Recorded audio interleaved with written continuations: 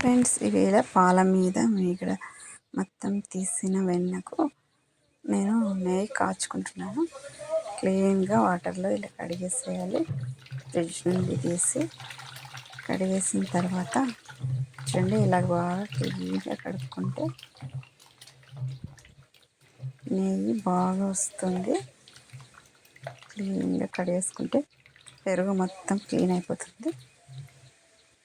Already కడిగాయి చూడండి, ఇలా కడిగిన వెన్నెను మొత్తం తీసేయాలి. వాటర్ తీసేస్తే పై మీద కాచుకుందామండి. గ్యాస్ రెడీ చేసేసుకొని పెట్టేస్తా.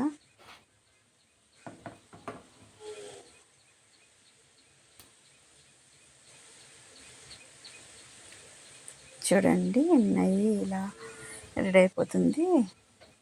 వాటర్ అంతా ఎక్కిపోయిన తర్వాత ఎలా వస్తుందో చూడండి.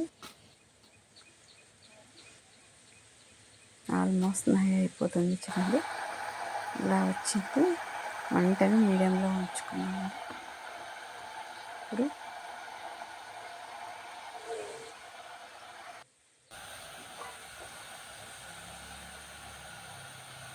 చివరిగా ఒకటి తమలపాకును వేసి స్మెల్ ఎంత బాగుందో. ప్యూర్ మనం ఇంట్లోనే ఇలా తయారు చేసుకోవచ్చు. చాలా టేస్ట్ ఉంటుంది కదా. ఇలా మనం ఆకు వేస్తే తింటే ఎంత సూపర్ ఉంటుంది. ఆకుని